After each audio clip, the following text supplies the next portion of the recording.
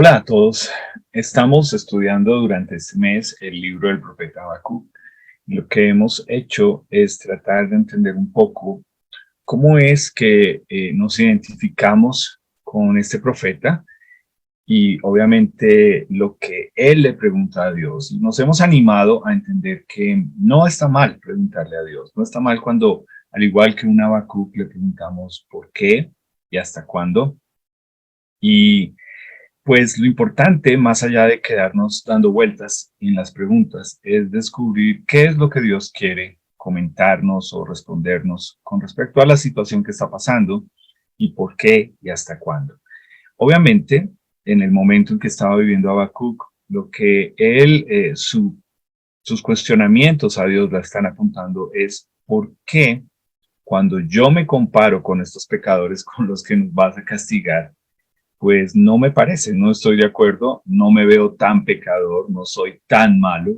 Y pues creo que obviamente lo que Dios lleva al profeta Habacuc a entender, y pues lo vimos la semana pasada, es no tanto por qué, sino para qué. Y era entender que más allá de juzgar a Dios o creerse en Dios, era que el profeta, y obviamente todo el pueblo, y obviamente nosotros hoy en día entendamos que es para qué, y es para poder ser un justo que vive por fe. Es decir, alguien cuyo pecado ha sido perdonado. Esa es realmente la importancia de todo esto. Es más que Dios me responda a la oración como yo quiero o que Dios me diga lo que está pasando. Es qué es lo que yo debo conocer de Dios en medio de lo que está pasando y por qué eso que está pasando me debe ayudar a mí o me debe empujar a vivir por fe, a creerle a Él, a esperar en Él, conocerlo más. Entonces, en esta segunda parte del capítulo que vamos a estar leyendo hoy, del capítulo 2, nos vamos a dar cuenta que Dios le permite al profeta empezar a descubrir el propósito que ha sido este mes estudiar el libro de Habacuc, y es descubrir por qué debemos pasar de ese por qué, de esas preguntas, a ir a adorar a Dios. ¿Ok? Esa es la idea. La idea es pasar del por qué, del no me parece, del no estoy de acuerdo, a poder adorar a Dios. Y ya vamos a empezar a entender cómo es que Dios le permite al profeta Habacuc descubrir e ir entendiendo cómo ir llevando ese proceso. Entonces, Dios le va a permitir al profeta darse cuenta que la vida de una persona cuyos pecados no han sido perdonados es una vida que simplemente vive para el aquí y para el ahora. Es una mirada que está fija solamente en lo terrenal. Y por lo tanto, cuando una persona solamente tiene su mirada puesta en lo terrenal, pues no va a entender ni va a valorar las cosas de Dios. No va a entender que su gran necesidad al estar aquí es descubrir que necesita restablecer su comunión con Dios por medio de que sus pecados sean perdonados por medio de Jesús. Mientras eso no suceda, pues lo que va a ser la brújula que guía el camino de cualquier persona es los deseos de su carne, los deseos de sus ojos y la vana gloria de la vida. Entonces, Dios le permite a Habacuc ver esa búsqueda que tienen las personas y descubrir lo que la palabra de Dios nos enseña, y es que nosotros hemos sido creados por Dios para adorarlo a Él, para glorificarlo a Él. Ahora vamos a entender un poco más de eso. Cuando no lo hacemos, entonces lo que sucede es que ese deseo que Dios ha colocado en nosotros, esa necesidad de adoración, más bien se convierte en idolatría.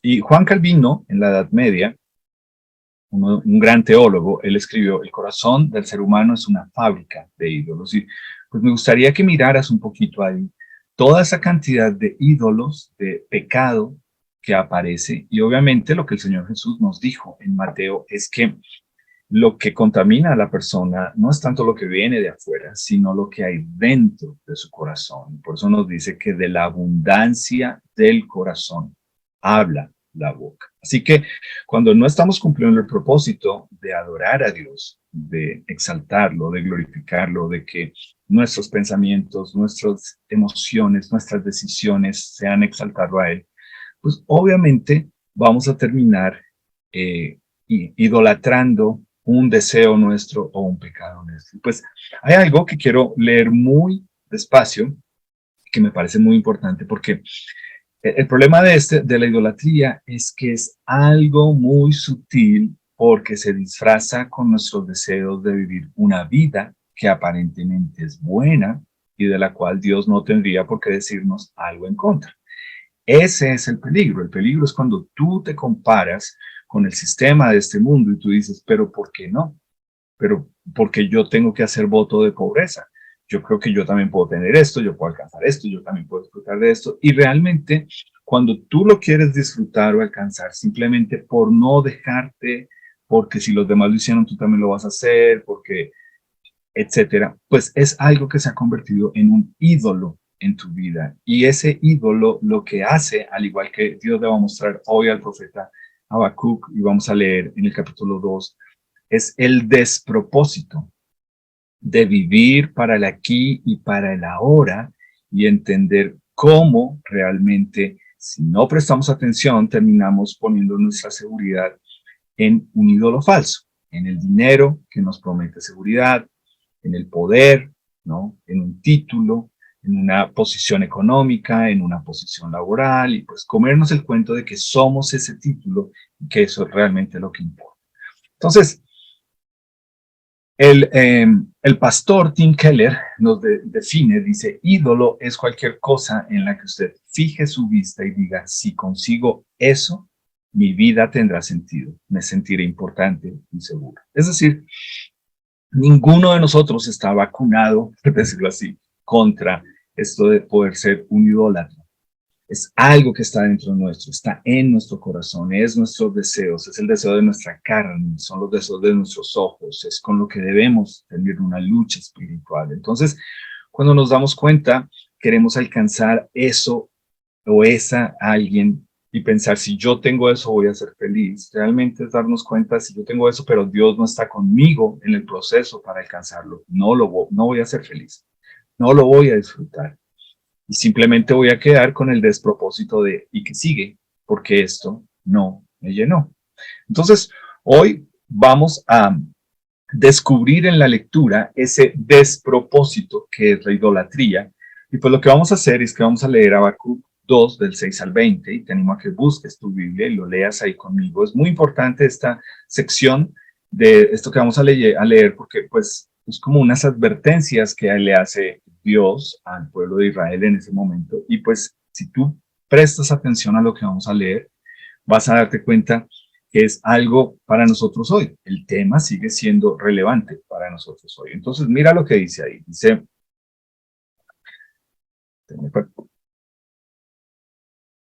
no han de levantar todos estos refrán sobre él y sarcasmos contra él y dirán, ay, del que multiplicó lo que no era suyo, ¿hasta cuándo habrá de acumular sobre sí prenda tras prenda?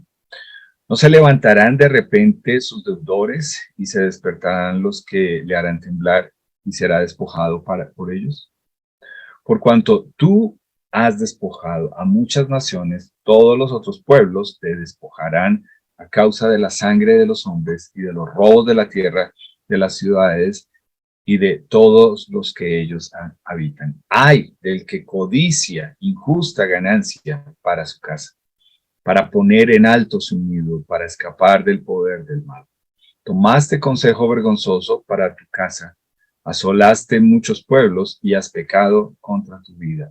Porque la piedra clamará desde el muro y la tabla del enmaderado le responderá. Ay del que edifica la ciudad con sangre y del que funda una ciudad con iniquidad. ¿No es esto de Jehová de los ejércitos? Los pueblos, pues, trabajarán para el fuego y las naciones se fatigarán en vano. Porque la tierra será llena del conocimiento de la gloria de Dios, como las aguas cubren el mar.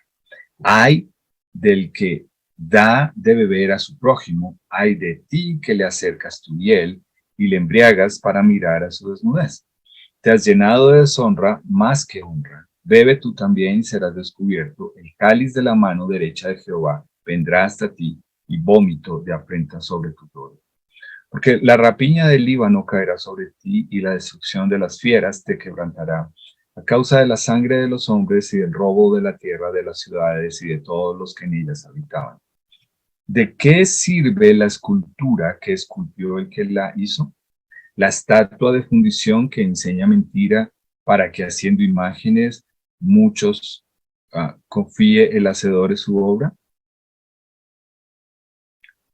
Ay del que dice al palo, despiértate, y a la piedra muda, levántate. ¿Podrá él enseñar? He aquí está cubierto de oro y plata, y no hay espíritu dentro de él. Entonces, lo que hace Dios es que usa estos ayes o estas advertencias para mostrarle al profeta Habacuc cómo es que se ve la idolatría en el pueblo de Babilonia que viene a invadirlos, pero también es un reflejo, es un espejo de cómo ellos como nación estaban siendo idólatras. Si te das cuenta, menciona cosas muy sencillas: el dinero, el trago, el alcohol, ¿cierto? El poder.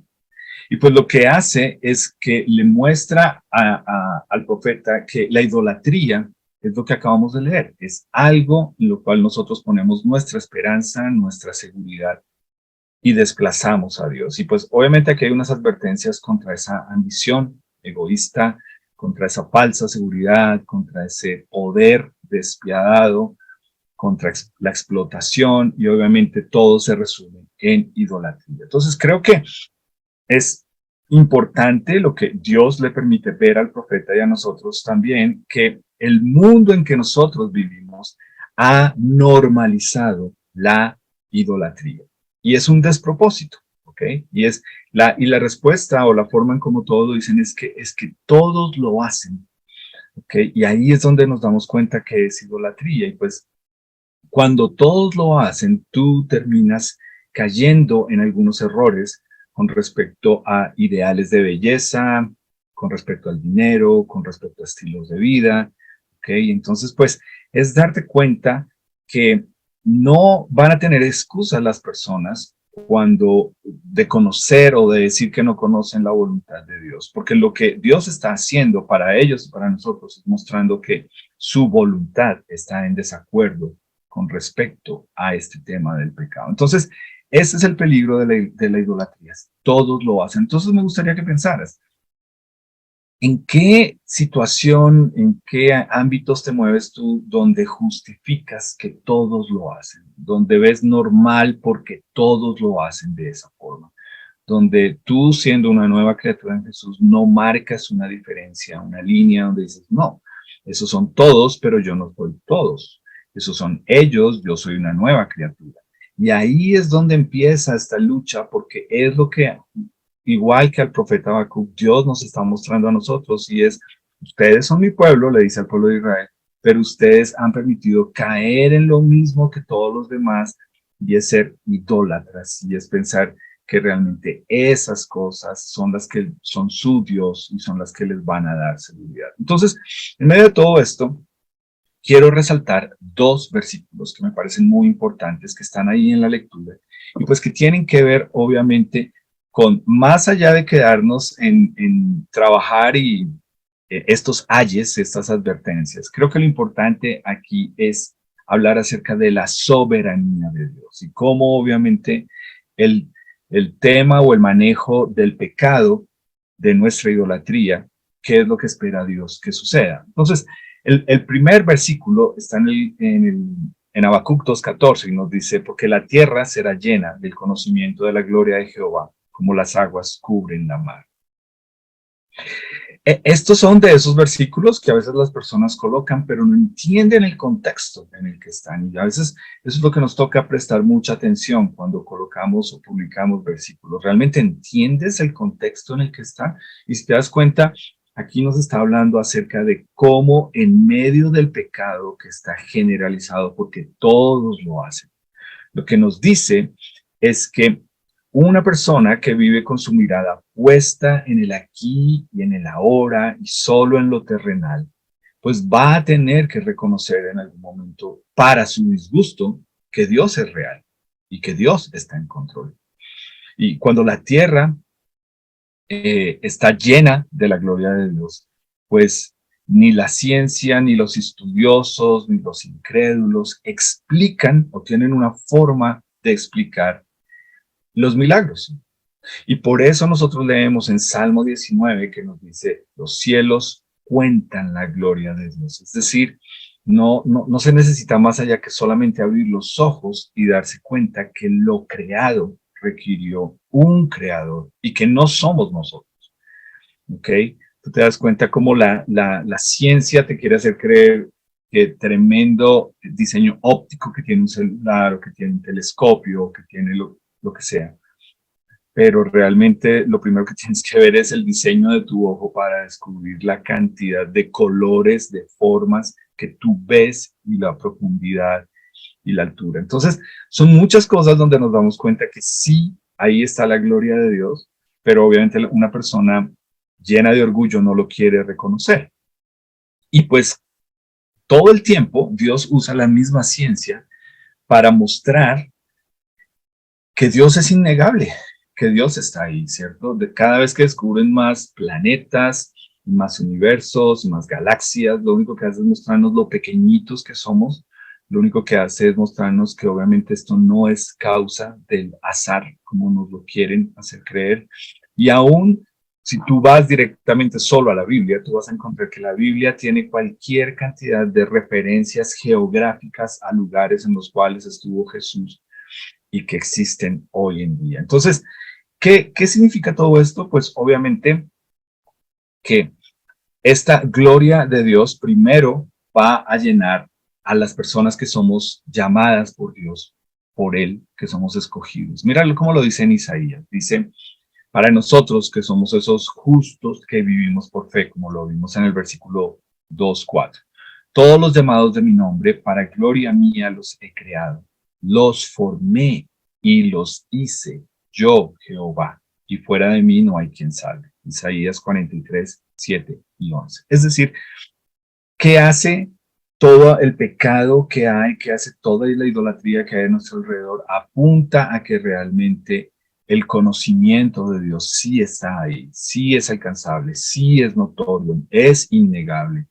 Pues obviamente en los primeros que Dios nos ha llenado de Él, de su gloria, pues es en nosotros que hemos nacido de nuevo, que hemos sido buscados por Él, que hemos sido llamados por Él, que hemos sido hechos sus hijos y que nos salva. Entonces lo primero que Dios le muestra al profeta Habacuc y a nosotros es el hecho de, sí, la tierra está llena de pecado y de idolatría, pero también yo permito que personas puedan descubrirme, puedan acercarse a mí y puedan entender mi soberanía sobre ellos, que yo soy el rey, que yo estoy en control y que obviamente no es tanto como que el pecado va ganando o va a la delantera, sino que realmente la gloria de Dios es el hecho de poder entender quién es Él, qué es lo que ha hecho Dios durante este proceso en mostrarle a Habacuc. Y el segundo versículo está ahí en el versículo 20 y dice, mas Jehová está en su santo templo, calle delante de él toda la tierra. Es decir, Dios, que es soberano, que es rey sobre este mundo, sabe cómo tratar con las personas por su orgullo cuando lo rechazan y se creen ellos mismos Dios. O sea, recuerda lo que pasó en Génesis capítulo 3, ¿cierto? La tentación del enemigo hacia Adán y Eva fue, ustedes pueden ser como Dios. Y ese sigue siendo la misma tentación hasta el día de hoy. Una persona que se enorgullece y dice, yo no necesito de Dios, yo no quiero a Dios, es mi vida, son mis reglas, son mis condiciones, son mis decisiones, es mi cuerpo, yo lo puedo, yo soy inteligente, yo lo alcanzo. Y Dios sabe cómo tratar con estas personas y lo que hace es que les permite endurecerse para que ese mismo pecado, pues lo que terminas apartándolos de él. Pero cuando tú, al igual que un profeta Habacuc, entiendes Habacuc 2:4 y es el justo por la fe vivirá, es decir, que tu pecado ha sido perdonado, limpiado en Jesús. Lo que hace el poder estar delante de la presencia de Dios, el poder llegar delante del trono de misericordia de Dios es quedarte callado. porque tú te das cuenta, y es cuando el Espíritu de Dios te muestra que tú estás parado frente al único ser que puede apartarte de él simplemente por tu pecado, pero que muy a pesar de eso, a través de Jesús te permite estar ahí y te permite adorarlo, reconocerlo, exaltarlo. Entonces, eso debería influenciar o influir la forma como tú oras. Si te das cuenta, a veces piensas que orar es, bueno, Dios, entonces yo traigo todas estas peticiones por todas estas personas y tú vas a responder. Y si te das cuenta, lo primero que debería generar en nosotros la presencia de Dios es maravilla, asombro, quedarnos callados delante de Él, entender que estamos absortos frente a quién es Él, más bien darnos cuenta de cómo, pudiendo estar en esa lista de esas advertencias, de esos ayes, de esas personas que están endurecidas por el poder, por el dinero, por el trago, por la idolatría. Si tú y yo estamos hoy aquí y estamos escuchando esto y podemos entender que tenemos el privilegio de entrar al trono de Dios, entonces es solamente para quedarnos ante Él diciendo gracias. Me doy cuenta que no lo merecía. Gracias porque hiciste algo que yo nunca hubiera podido hacer, nunca lo hubiera podido imaginar. No se trata de mí, se trata de ti. Entonces, ¿ves cómo realmente Dios ha ido llevando al profeta Habacuc en este proceso de pasar de por qué Dios, por qué está pasando esto, por qué y hasta cuándo, a irlo llevando en este proceso para que Habacuc pueda entrar a adorarlo a él, a Dios, a reconocerlo, a exaltarlo, a poder decir, uy, no, yo lo único que necesito hacer es quedarme callado delante de tu santidad, de quién eres tú, de lo que me estás permitiendo ver de ti. Pues como lo dijo un Job, ¿cierto? De oídas te había oído y ahora mis ojos te ven. Y realmente no, es impresionante lo que veo de ti. Entonces, ¿ves por qué realmente nosotros somos llamados a entender el privilegio que tenemos al haber sido escogidos por Dios, buscados por Él para salvación? Es que eso es lo más importante que tú tienes en Dios y es lo más valioso que puedes tener en nuestra vida, es tener la salvación aquí y ahora para poder mirar desde ya, aquí, con este mundo como está, a la eternidad, con una mirada diferente, una mirada puesta en lo eterno.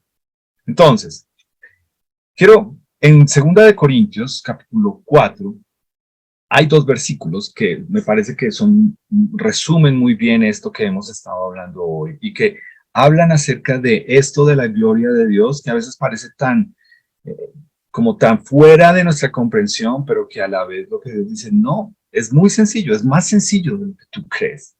Entonces, ahí en 2 Corintios, capítulo 4, el versículo 6 dice, porque Dios, que mandó que de las tinieblas resplandeciese la luz, es el que resplandeció en nuestros corazones. ¿Qué referencia está haciendo aquí el apóstol Pablo? Es básicamente ese momento de la creación, ese momento cuando en el Génesis 1:1 dice, en el principio creó Dios los cielos y la tierra, y luego lo que nos dice es que separó la luz de las tinieblas. Entonces, ¿qué es lo que está haciendo el apóstol Pablo? Nos está diciendo, mira, sin Dios en tu vida, sin el conocimiento de Dios, sin realmente entender cuál es el propósito de Dios para tu vida, tú estás en tinieblas. Tú no entiendes de qué se trata la vida. Tú eres una persona que piensa que se trata de aquí y ahora, pero se necesita que esa luz de Dios resplandezca en nuestros corazones. Y nos dice aquí, ¿para qué? Para que sea iluminación del conocimiento de la gloria de Dios en la faz de Jesucristo. Es decir, mientras no conozcamos qué es lo que debe ser Jesús para nosotros aquí y ahora, vamos a vivir en oscuridad. Y por eso esa idolatría, esos deseos de nuestra carne, de nuestros ojos y la vanagloria de la vida que está en nuestro corazón, que está dentro nuestro, es esa oscuridad a la que nosotros queremos ir. Y es Haz de cuenta que esto es como el siguiente ejemplo. Tú y yo vamos a un restaurante y pues obviamente los restaurantes están a media luz porque pues para que disfrutes de la decoración, de las luces, de una cantidad de cosas. Y pues como le pasa a uno muchas veces, uno está sentado ahí y justo algo chorrea en la camisa de uno o en el saco. Pues uno se limpia y uno piensa, listo, ya me limpié, ya no hay problema. Pero cuando uno sale de ese restaurante y sale a la luz afuera en la calle, es que se da cuenta de, uy, tremendo manchón que me quedó, ¿no? Y ahí es donde se muestra realmente la mancha que tengo. Pues es lo mismo cuando nosotros estamos sin la luz de Dios en nuestra vida. Somos, sí, la palabra de Dios dice que somos como gusanos, ¿ok? Somos como una cucaracha que solamente quiere buscar la oscuridad, que no le gusta la luz, que huye de la luz. Y lo que hace Dios es venir a mostrarnos esa luz por medio de Jesús y que nosotros podamos apuntar a entender que necesitamos ser limpios de esa oscuridad de nosotros, limpios de ese pecado. Eso es lo que sucede mientras la luz de Jesús no resplandezca en nuestra vida. Nosotros vamos a amar la oscuridad. Y es lo que dice la palabra de Dios, ¿cierto? Los hombres amaron más la oscuridad. Entonces aquí es donde te das cuenta por qué el deseo de tu corazón es la idolatría, por qué el deseo de tu corazón es el pecado, por qué el deseo de tu corazón es tu carne, ¿verdad? Las cosas que eres jalado. Pero ahora, aquí el apóstol Pablo nos está diciendo, ¿cuál es esa luz? ¿Cuál es esa iluminación de Dios en nosotros? Y nos dice que es Jesús. Y nos dice que nosotros, nos dice, para que este tesoro de Dios, ¿cierto? Este tesoro de Dios que es Jesús en nosotros, nos dice que nosotros entonces somos un barro en el que ese poder de Dios y esa excelencia de Dios ha sido depositado y nos dice para que sea el poder de Dios y no de nosotros. Entonces, ¿a qué le apunta todo esto? Nos dice que básicamente el Dios que mandó que resplandeciese la luz nos dice que el tesoro nuestro es Jesús, el conocimiento de Dios, la gloria de Dios en nosotros. Entonces, aquí es donde viene otra vez lo mismo. Fuimos creados para adorar a Dios y cuando decidimos no reconocerlo, no darle la gloria, no exaltarlo, no tenerlo en cuenta, no buscarlo, pues lo que terminamos siendo es idólatras.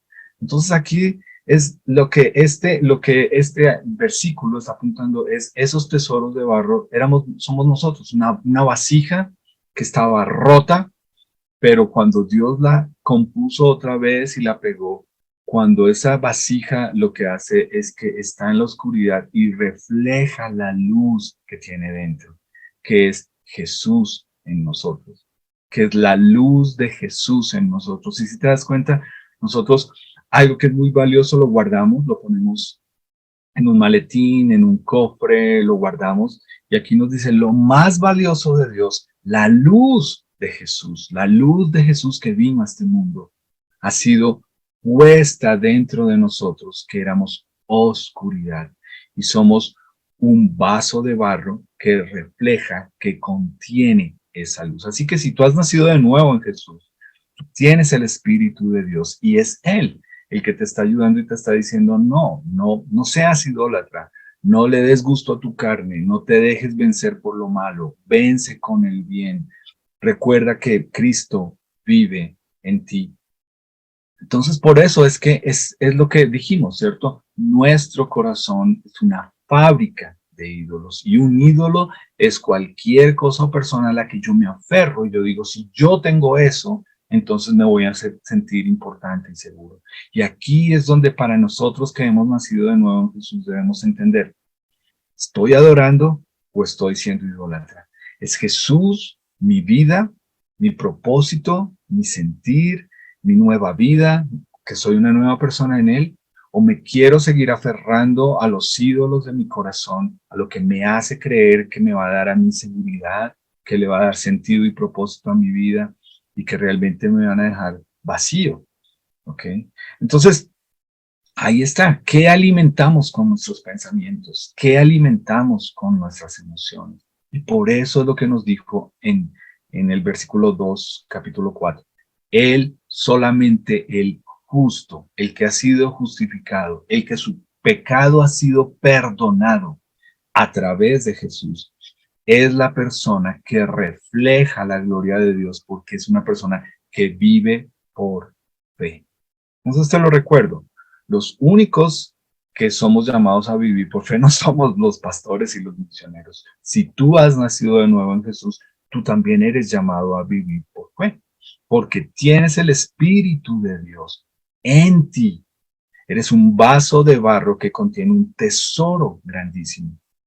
Y esto entonces estamos descubriendo es para qué, para que yo viva por fe, para que yo descubra que el Espíritu de Dios vive en mí, para que yo descubra delante de quién estoy viviendo, delante de quién estoy, para que yo pueda entender que mis pensamientos, mis emociones, mi obrar se deben ajustar a Jesús y no a la idolatría de mi corazón. Porque si tú te dejas guiar por eso, lo único que vas a descubrir al final es que estás apartado de Dios. Entonces, si tú eres nuestro invitado y estás escuchando esto, tal vez tú necesitas preguntarte, ¿soy adorador o soy idólatra?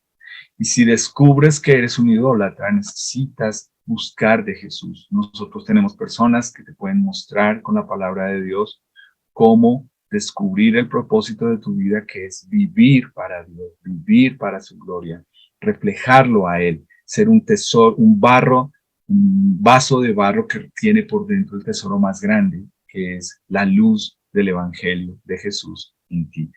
Entonces puedes preguntarle a la persona que te invitó, si no nos puedes contactar, queremos que lo sepas. Y para nosotros, iglesia, tú sabes que estamos ya en esta época del año y en el disparate y en el que la carrera de todo esto de fin de año. Pero recuerda, la luz del mundo vino a este mundo, pero los hombres escogieron la oscuridad. La luz de este mundo, que es Jesús, un día vino a tu vida.